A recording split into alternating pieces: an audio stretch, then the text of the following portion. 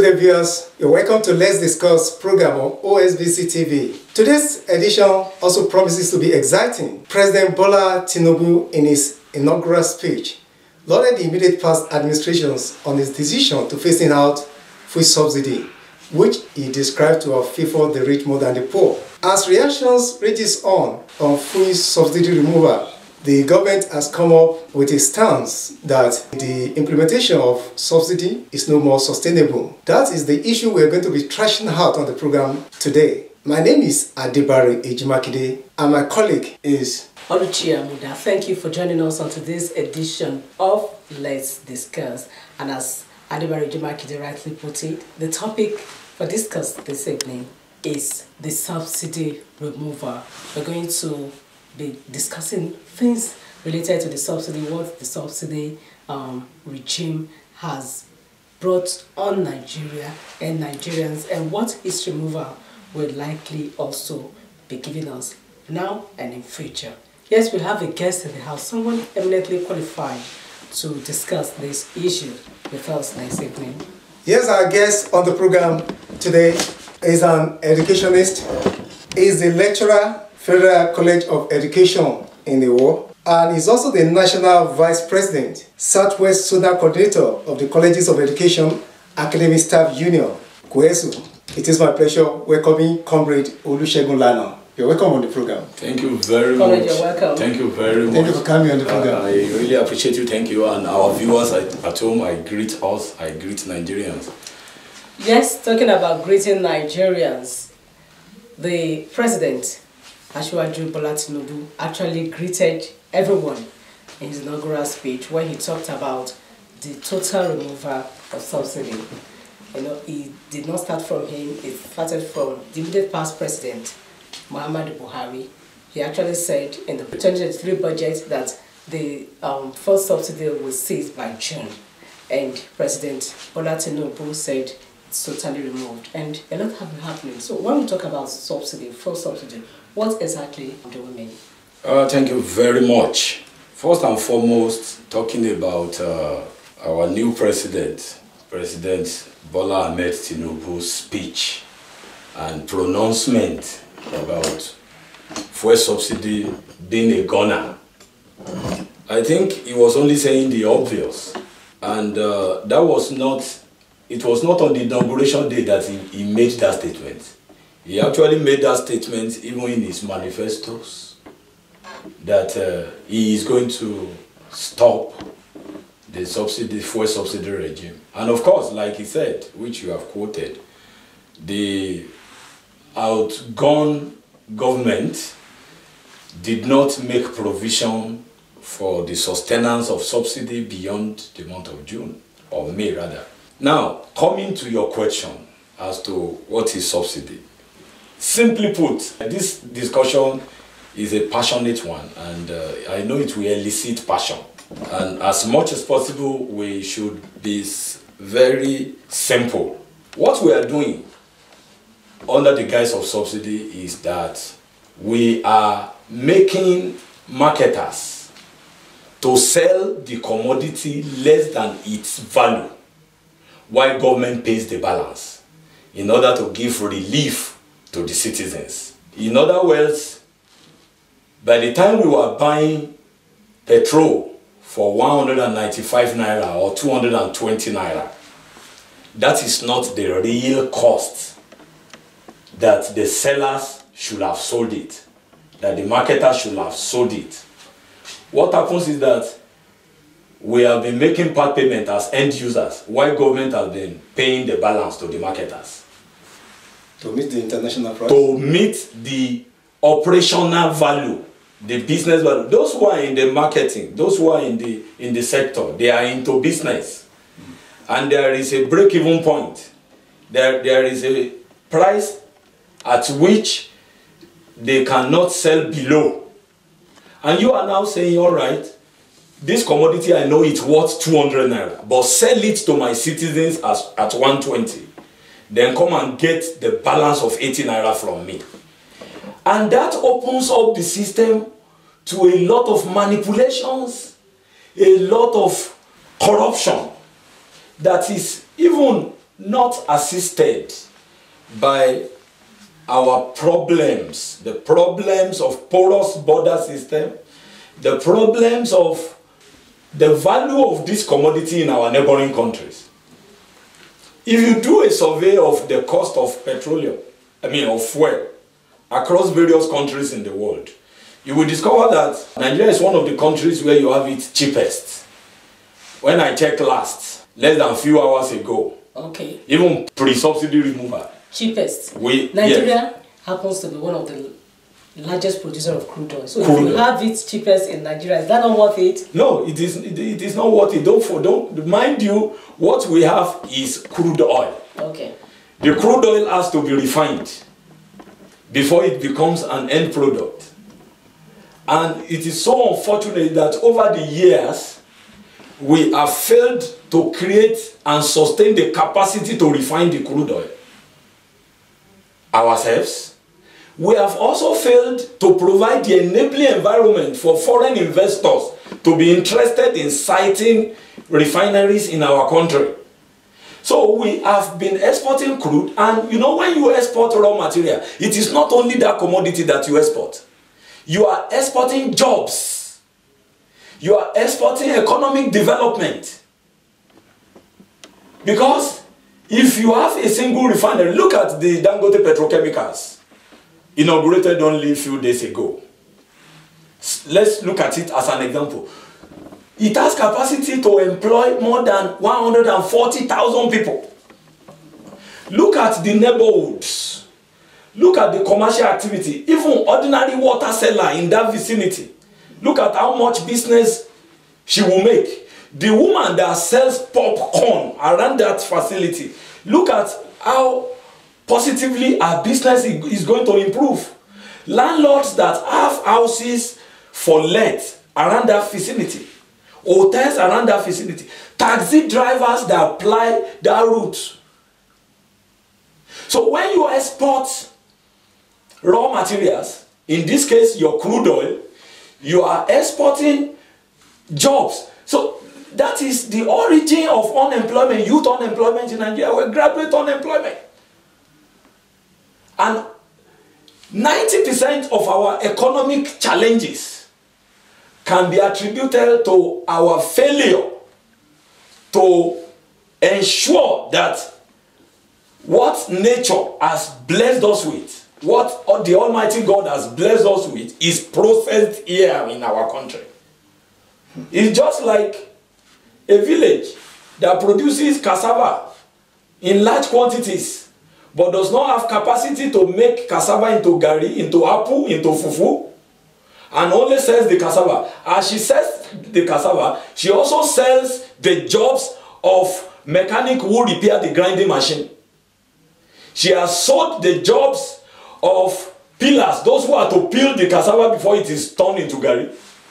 You have also sold the jobs and the opportunities of users of byproducts to that foreign land that has the capacity to help you process the product. So the point is, when we are looking at this issue of subsidy, ordinarily, if you remove corruption, if you can overcome corruption in Nigeria, then subsidy is justified.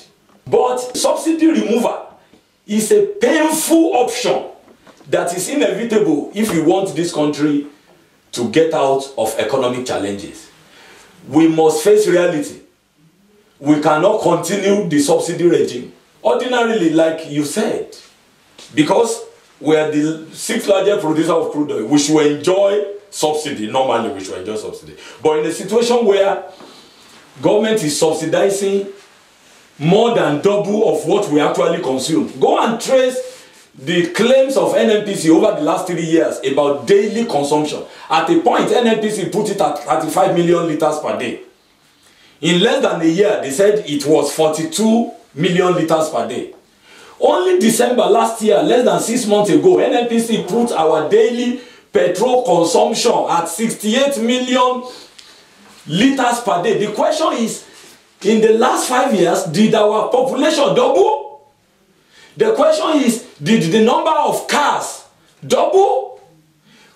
The secret is this: The same marketers, the same cabals, the same few, the few rich that President Bola Tinubu referred to as benefiting from the subsidy, who import this commodity, make claims from the federal government for subsidy, also find a way, because of our porous borders, to ship or to transport much of this same subsidized product to neighboring countries and resell. And that is double jeopardy for the country. In a situation where you are spending about 7 trillion naira, more than 7 trillion naira for the so-called subsidy in a single year, an amount that is almost half of your annual budget. Is that sustainable? Why don't we redirect the subsidy to commodities and sectors that are difficult to smuggle? Okay. Let's divert subsidy to electricity. All right. Let's divert subsidy to health care. Let's divert subsidy to creating free trade zones and invite investors so that jobs can be created. As Mr. President has said. Exactly. That is the way to go. Okay, Nigerian resources seems to have brought more pains than gains to the country. What is your position on that? I disagree. We should not throw away the bathwater with the baby. If not for the resources that God has blessed us with, where will we be? Go and look at the foreign exchange earnings that we make, even from agriculture. We are talking oil. God has also blessed us. There are other unpopular natural resources. Tin oil is there. Coal, gas that we sell and make, even gold. Okay, what about the crude oil? And make foreign earnings. Don't forget that our level of industrialization is so poor that much of the shareable revenue that our state government go cap in hand at the end of every month, 80% of the states in this country, if not 90, cannot pay salaries unless they get federal revenue allocation. What is the major source of this national revenue? It is from all these commodities. So it is not all woes. But what we are saying is that until we develop capacity to process, until we develop capacity to process, we cannot prosper. If you produce raw materials and you stay at that level, you are not in business. It is someone else who reaps the gain of your labor. It is like a farmer who cultivates maize and sells raw. To what extent? He makes less than the buyer of the maize who turns it to cornflakes. He makes far less. Okay, to what extent have Nigerians benefited from this oil subsidy policy? Thank you very much. We have lost more than we have gained. The ordinary Nigerian citizen loses more than he gains from the fuel subsidy. Of course, if subsidy is removed initially until market forces take over, competition takes over, like I will still talk about. Because over time, after a while, when market forces take over the determination of price, this thing will come down. Now we have Dangote Petrochemicals that has capacity to produce almost double of our daily requirement. By the time you have 2 or 3 more like that in the next couple of years, which an environment of subsidy cannot attract, let's face reality. You cannot regulate a market and expect foreign investment to come. It doesn't work that way. No investor will feel like, will you go and site your manufacturing industry somewhere where the government tells you this is how much you must sell it? Then the balance, the difference between this price and how much you should sell it to make profit, you now file a claim to government to get paid the balance. So this thing we know it's worth 100 naira. Produce it and you will sell it 100 naira. But In our market in this country, you will sell it at 60 naira. It is government that will pay you the 40 naira. So you come at the end of every month to tell us how many you have sold. We audit it and we give you clearance. Then we pay you the 40 naira times the unit you have sold. If you are an investor, would that environment attract you? Will it attract you? Not at all. Will you want to do business in such a place? And we are not talking about millions of naira here. You go and find out how much it takes to build a refinery. Dangote spent about 15 million US dollars on his own. Now, the point is, we have lost more than what we have gained. The partial gain is that we are buying fuel at a subsidized rate, making fuel cheaper here, even compared to neighboring Republic of Guinea. When we are buying at about $0.3 per liter, they were buying at around $1.2 per liter. In most African countries, it is over $1 per liter. Why we buy at 0.38 and government is subsidizing. But that is what we gain relatively. But what we lose is more than that. We lose jobs. We lose infrastructure. We lose meaningful salaries for our workers. Okay, now you're talking about... That is the price we pay for subsidy. Excuse me. Price Nigerians pay for subsidy. Yes. Now there is this school of thought that believes that Nigeria is a country where virtually the citizens are on their own. You pay heavily for electricity. You know, you set up an industry or as an entrepreneur, you have to provide your own power. You buy the meter. In your neighborhood, you probably buy the transformer. You buy the wire. You buy everything. You connect to electricity. Then you set up your... Sometimes even if you do not have a motorable road to your house, the community can also gather and grade the road. Citizens do most of these things. You know, you provide your own water. You do basically everything for yourself. You send your children, you know, to private schools right from kindergarten level and all that. If government is actually responsible, that is the only thing government is doing, you know, providing subsidy and actually making fuel to be cheap, that it is not too much for government, because government has not really been doing every other thing it should also have been doing for the citizens. What's your take on that? We cannot single out any aspect of livelihood. Livelihood cannot be compartmentalized and separated. It is interwoven. We have to look at it from a multi-dimensional perspective. If we say government is not funding education, government is not providing electricity, maybe because she doesn't have the wherewithal. Government is not providing infrastructure, the roads to our houses are poor. It boils down to lack of resources. And we are now saying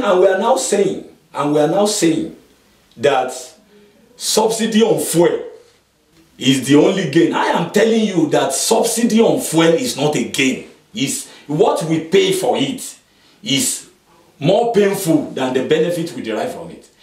And you see, the roads that are not good, part of the problem is this subsidy. What they do in decent climes, are you with me? Don't forget what I said earlier on. I said if you can overcome corruption, if you can remove corruption, absolutely. I was actually coming to that. Then what you are saying will be ideal. Yes, you're saying these things because... But corruption is endemic. Corruption has nobody. And don't only look at corruption in terms of embezzlement that politicians perpetuate. If you are talking about corruption, don't only look at the money politicians are stealing. Don't just look at that. Look at what it takes to even move from here to the next town beyond there. You meet some man-made toll gates on the road who extort you for money. That's corruption. Look at corruption even in our homes. I don't want to go into specifics so that I won't digress. You know why I asked that question? And that is why we call it endemic. Excuse me, comrade. Yeah. Now, this same corruption you're talking about, was what immediate past president. That is what brought us here. That was what he said he was going to fight, and he fought and fought and fought. He cannot win the fight. Nobody can win the fight against corruption. What you should do, the past administration got it wrong. Okay, but the corruption is from the campaign. Now? No, it's not gone. All right, and this first of today. Very good. Now listen to me. You will so how would that work? You are coming close to understanding my point. All right, go ahead. You are coming very close to understanding my point. What I am saying is that our corruption in this country has become so endemic that it is like a fly, the proverbial fly that has fallen on your testicles, and you want to remove it. You cannot take a sledgehammer, because you will do more havoc to yourself than the problem you are trying to solve. What I'm saying is that the best way to reduce corruption, definitely you can overcome it. Absolutely. Even the most decent clients, is there no corruption in America? Is there no corruption in Europe? Corruption is everywhere. It is human nature. And where especially, and corruption will become more pronounced where sanctions are not strong. Where the sanction system is not strong, and where more people compete for less opportunities. Now, this is where I'm going. The best way to fight corruption in order to reduce it is to put into the system mechanisms that will, one, make it unnecessary for contented people to steal. There are people who are averagely contented. If schools are working well, and you don't have to break the bank to send your child to school, if the healthcare system is okay, you don't have to be rich to enjoy good healthcare.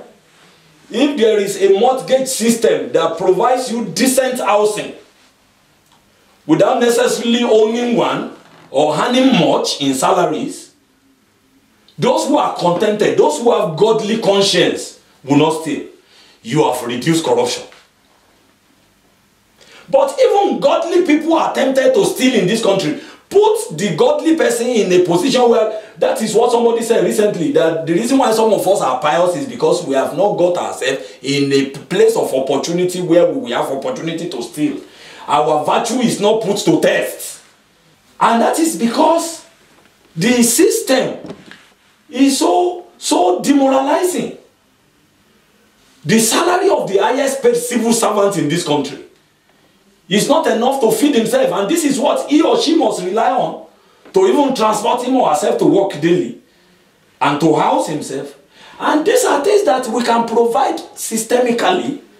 There is a minimum decent life that citizenship should guarantee for Nigerians through heavy investment in infrastructure, heavy investment in basic education, in healthcare, in public utilities, electricity, water supply, good roads, housing. But you cannot achieve all these things when you regulate fuel, because it is the mainstay of your economy. Earnings from oil still remain the mainstay of our economy. And if we don't manage the oil sector well, we are going nowhere. And that is why it is not a sector that we will say, if government is not doing a lot of things for us, is it too much for government to do this subsidy for us? So how come it took government so long to actually arrive at this conclusion? It didn't take government so long. The subsidy? It didn't take government so long. Don't forget that the subsidy anthem has been on our lip for more than 10 years now. There was an attempt by the Goodluck Jonathan regime to remove this subsidy in 2012. You are no, not me. I was opposed then. I have evidence. I have proof. I publish opinion, which is still retrievable with the dates, that some of us saw wisdom in what Jonathan was trying to do. And I want to tell you that is the most convenient time in our economic history for subsidy to have been removed. Our case is like a child that must have tribal marks for him to live long. He must have tribal marks for him to live long. When he was a baby, a suckling toddler, a suckling baby, that was in 2012, his mother, Jonathan, wanted to give him tribal mark. He said, it will be painful. No, I don't want it. This and that. Well-wishers, so-called well-wishers, politically motivated, said no, they supported the baby. He skipped the tribal marks. Now he's an adolescent. He's 17. And the mother is now saying, government is a continuum, forget personalities in government. Now government, the federal government is now saying again, that come and have this tribal mark so that you will live long. And the tribal mark at this time, you know, the more that child delays the tribal mark, the more difficult it will be for him to submit himself to it. The more we delay the removal of this subsidy, the more we postpone our liberation. All right. Okay. What impact do you think the removal of oil subsidy will have on the nation and Nigerians as a whole? Thank you very much. Negatively or positively? I appreciate that question. And I think rather than argue about whether subsidy should be removed or should not be removed, that is what should dominate our national discourse now. That is what the labor movement should be asking government. Now what will happen to salaries? Now you have freed the funds that you have been squandering on this fantastically corrupt subsidy system. The funds you have freed, a lot of money for that matter. How will it affect the shareable revenue? State government, state that were getting allocation ranging from 4-point-something billion to 6-point-something billion. Will they now be getting 12 billion monthly so that they can enact a meaningful salaries for their workers? Then, how do we hold government accountable for the reinvestment of the funds being saved from the subsidy removal? How many kilometers of roads do you want to dualize in every local government quarterly? Will you come up with a minimum standard model for our public primary and secondary schools with a target that over the next 1 year, the primary school, the secondary school in the most remote environment will be of this standard in terms of the physical amenities there, in terms of the learning environment, in terms of the livelihood of the teacher, the motivation of the teacher, and in terms of the quality of tuition our children receive. And it is doable, so that Nigerians will be relieved of so much spending they are subjected to enjoy all these services. You know how much it costs you to send your child to primary school? I'm very sure that the three of us in this studio at this moment are products of the public school system. I wouldn't know. Definitely. You're right. You're right. Well, have we turned out badly? No. Have we turned out badly? Are we inferior to anybody? We all went to public primary school. We went to public secondary school. We went to public tertiary institutions. And we are doing well. Where our parents did not have to pay through the nose. Go and find out how much it costs a parent to keep a child in private school, even the common private school, in primary. And put that beside the salary, the minimum wage. And tell me why that person should not steal if he has an opportunity to do so. But by rescuing this wastefulness called subsidy, don't misunderstand me. It will have been fine to subsidize fuel. But what I'm saying is that our corrupt system will not allow it. Okay. Much of the quantities of fuel that the Nigerian government is paying subsidy for end up in Republic of Benin. It ends up in Niger. The same market and smuggle it there and resell at competitive prices after selling it at subsidized rate here. So who is the subsidy helping? Thank you very much, Comrade Lana.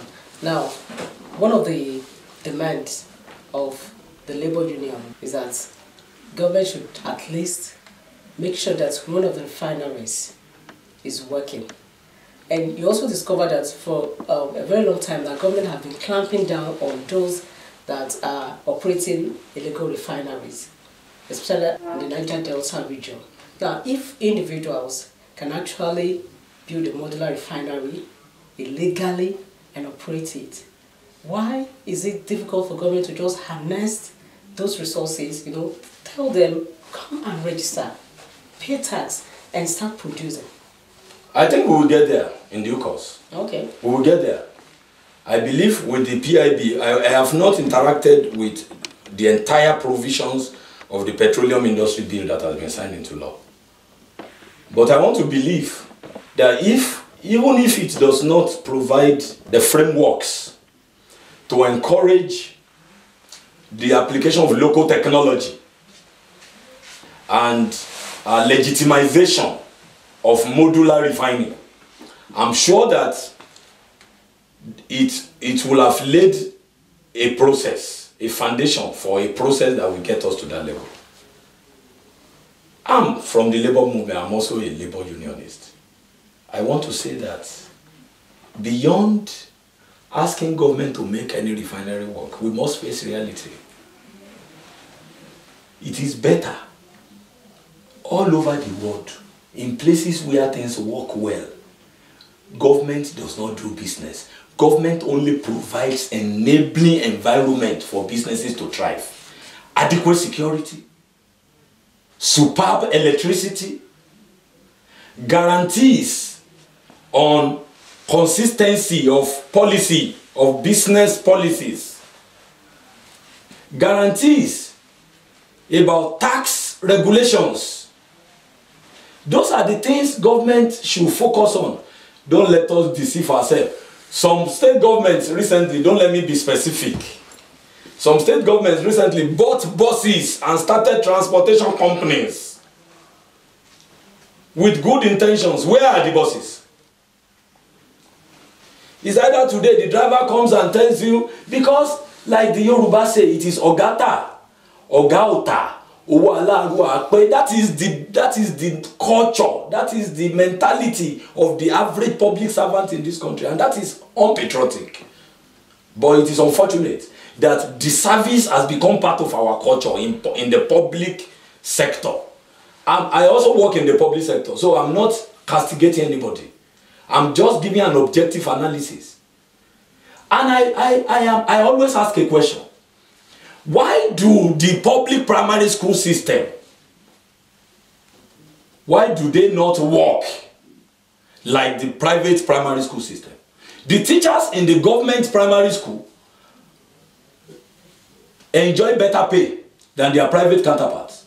They are more qualified. They have a pension scheme. And they enjoy greater dignity. There is more dignity in being a government, a teacher in a public school than in a local private school. The question is, why? In terms of output, in terms of quality of the service being delivered between those two sectors. Why? It is the culture of the service that has overwhelmed the public sector. That culture of the service that has overwhelmed the public sector cannot be remedied spontaneously. And that is why it will be a foolish risk for government to invest in business and think of gain. Any business government involves in should be a social service. But if you are talking about doing business to prosper, especially the business of refining crude oil, the sure bet for you is to liberalize the market, open it up for the attraction of investors, private investors. Then, through tax and private-public partnership memoranda, you get a fair cut of the profit.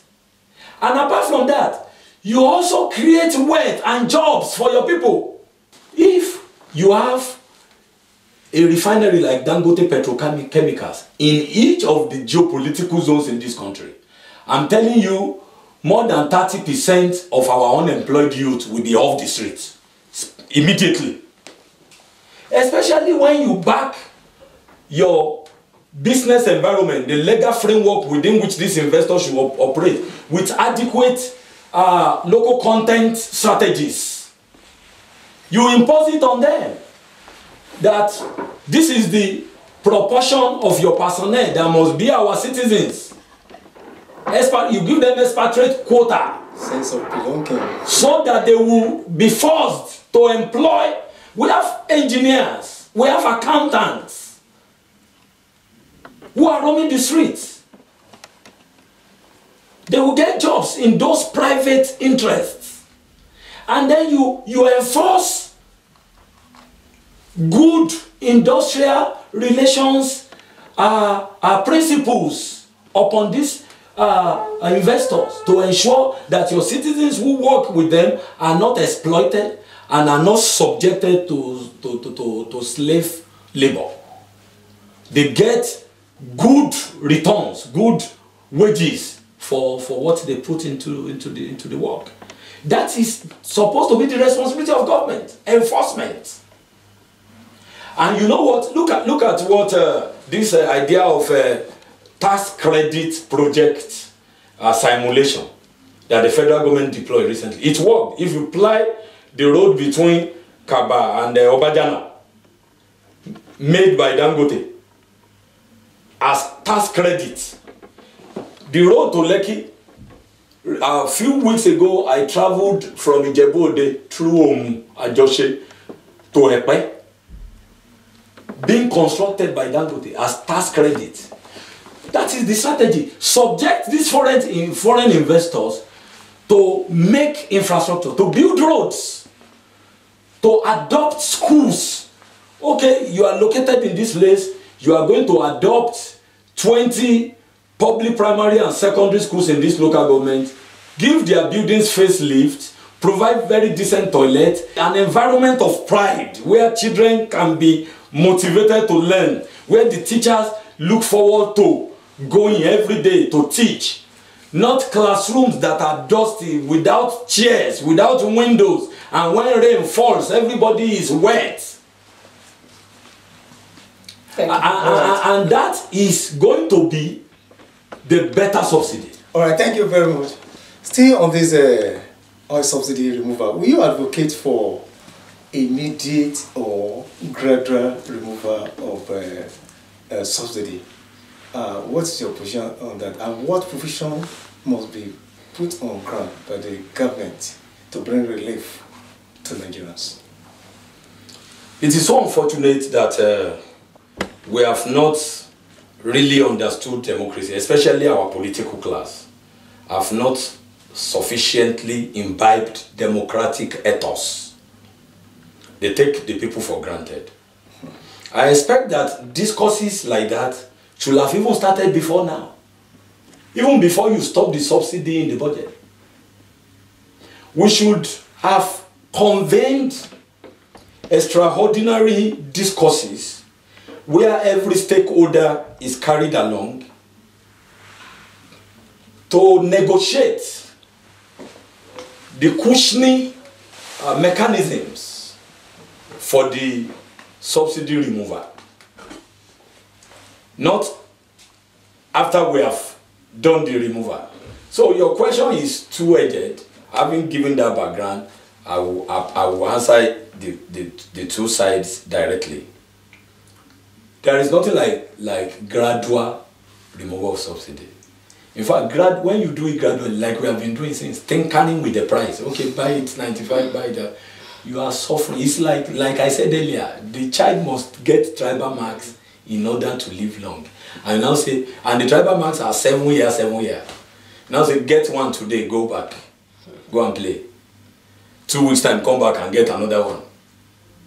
That will even be more painful than outright. And early. Outright and early. That's just the hard truth. However, just like your second question implies, there should be cushioning palliatives. That is why if somebody is to be operated upon in the hospital, they put him under, what do they call it? Anesthetic. Injection. This subsidy removal ought to be preceded by anesthetic. Even if it is by a kind of post-dated agreement, the federal government should have midwifed a new salary regime for all sectors of the public service, local government, state, federal, private sector, in anticipation that we are going to remove subsidy. And when we do, the minimum wage will be 150,000. If you cannot pay, fold up your business. That is where we are going in January, 7 months from now. The common Nigerian worker who earns 60,000 already knows that his salary will become 300,000 naira in January as you remove subsidy. You will have the mental, the psychological capacity to even appreciate your intention and to bear with the burden that the first subsidy removal will. Now you remove subsidy spontaneously, no anesthetic, no promise of it. I think we have put the cart before the horse. So what do you think government can do now? Because salary remains the same. When you get to the market now, the cost of transportation has skyrocketed. It will follow by full stop and everything. What should government do to actually ameliorate thank you very much. I will address that question holistically. Okay. First, to be direct to your question, government should come up with a sincere and accelerated negotiation with labor. Okay. And come up with a template for salary increment that is revolutionary. If you are removing subsidy, this is not a matter of adding 40% to people's salary. There should be a skyrocket salary increase. And government should, as quickly as possible, fashion out modalities by which all employers of labor, including the private sector, will be constrained to comply. That's one.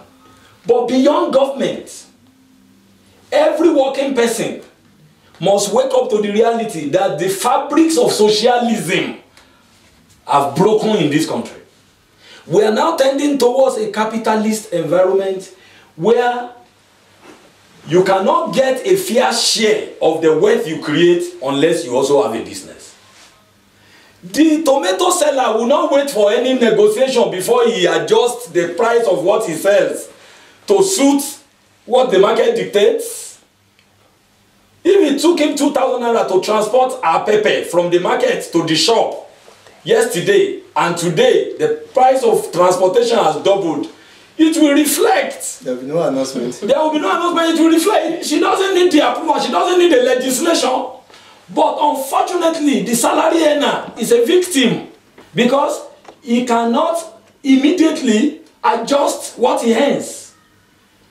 And salary earners are the people that deserve the greatest empathy in such a transiting economic system like ours. Our economic system is in transition. And when the economic system is in transition, salary earners who are not wise and smart may end up as victims. Okay, when you talk and so beyond what government is doing, within the ambit of what the law permits, I am saying it to Nigerian workers. Okay. Go to agriculture. The Nigerian labor law, the Nigerian constitution does not forbid you to do agribusiness. You can't do other forms of business. Exactly. And there is a lot of opportunity in that regime, in that sector. This is the time salary earners should come to the awareness that for you to have a fair share in the wealth created by your sweat, you have to be in business. If you are not in business, your share in the wealth being created by your sweat we continue to reduce and reduce, you are continually impoverished and impoverished and impoverished. And that signal is not the oil subsidy removal that ignited that signal. That signal had been ignited since Nigeria decided to migrate from the defined benefit pension system to the contributory pension system. But I don't think many workers got the message. In terms of the paradigm shift they should have in their economy, in their personal economic worldview. Your personal economic worldview now must go beyond the paycheck. All right, thank you. Still on this food subsidy removal, the World Bank and the International Monetary Fund, they have already advised the country, Nigeria, to make sure that they implement this oil subsidy removal. Perhaps they have their own reasons for advising the country in that way. I said that government has obtained loans, about $800 million loans, which is to be used as palliatives, as a relief package for Nigerians, especially the common man.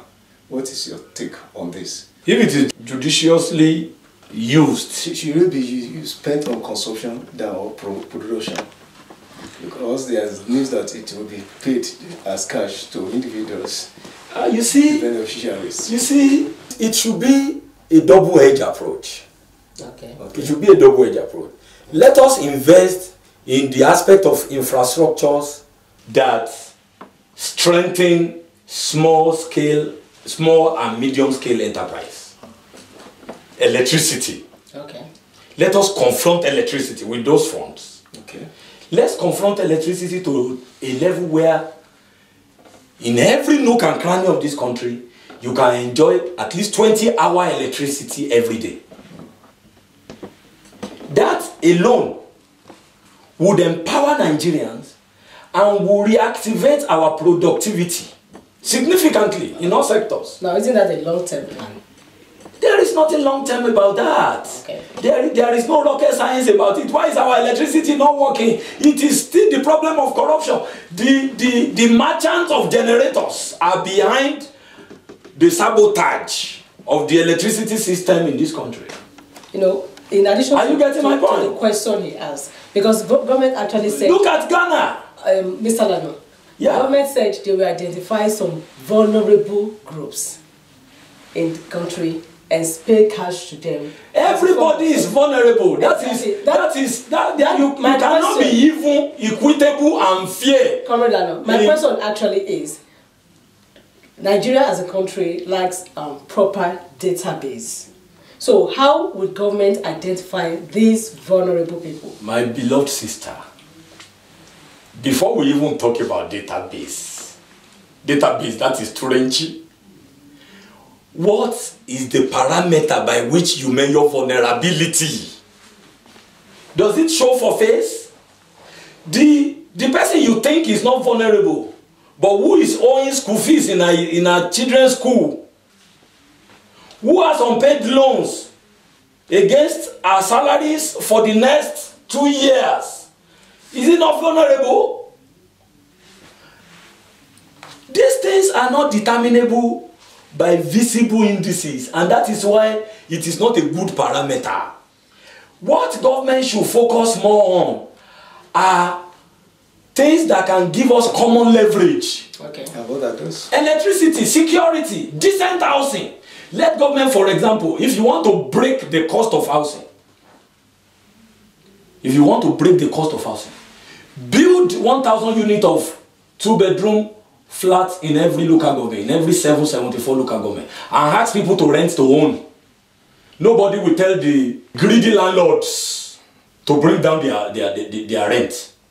Nobody will tell them, because price fluctuates based on the interaction between demand and supply. All right. If people have alternatives that are more affordable, the expensive options, the prices of the expensive options will crash. Government should invest in housing, mass housing for Nigerians, effective electricity, affordable, not only available. Don't only make electricity available. deploy, leverage on modern electricity technology, solar. And a good place to start is what government has done. I know that before President Buhari left office, he signed the bill. Our time is fast spent. Permitting state government to generate electricity. You have to round up your point. Yes, thank you very much. Thank you very much. Thank you very much for having me. Thanks for coming to the Comrade. It's been a very interesting It's very interesting one. Yes, we appreciate Comrade Lana. Thank you so much. Thank you, our viewers, for always being there. Next week is another time when you join us and we'll be bringing you another issue. Thank you so much. My name is Olusegun Lana. I am Adebare Ejimakide and executive producer is Akola Olavi. Bye-bye. Bye.